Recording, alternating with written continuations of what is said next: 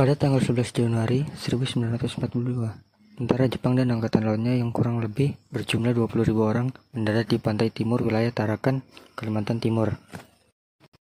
Begitu tiba di Tarakan, tentara Jepang disambut oleh tentara Belanda yang sudah menduduki wilayah itu. Belanda yang tidak terima tentu menyerang tentara Jepang sehingga terjadilah pertempuran sengit. Pada tahun yang sama, faksi dari Sumatera menerima bantuan Jepang untuk mengadakan revolusi terhadap pemerintah Belanda di Indonesia. Singkatnya, pada bulan Maret 1942, pasukan Belanda akhirnya dapat dikalahkan oleh Jepang. Walaupun bertujuan menjajah, Jepang berhasil mengelabui rakyat Indonesia dengan kedok menjadi penyelamat Asia Lopamifren. Kedatangan Jepang juga membawa dampak positif bagi Indonesia. Antara lain, Jepang memperbolehkan bahasa Indonesia sebagai bahasa komunikasi nasional.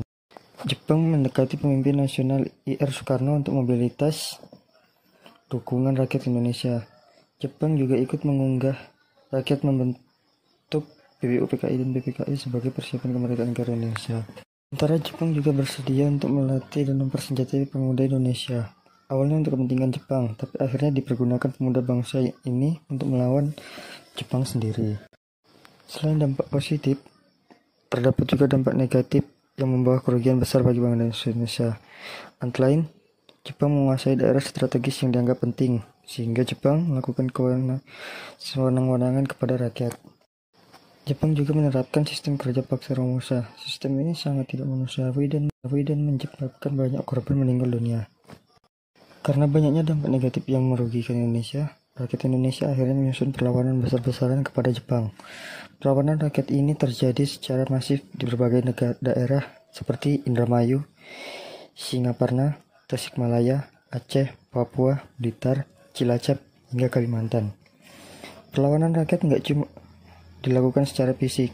Gerakan bawah tanah pun dilancarkan untuk memperoleh informasi dengan menyusup ke basis pertahanan Jepang di Indonesia. Singkat cerita, di masa itu Jepang juga digempur habis-habisan oleh Amerika dan sekutunya. Puncaknya pada peristiwa bom nuklir Hiroshima dan Nagasaki.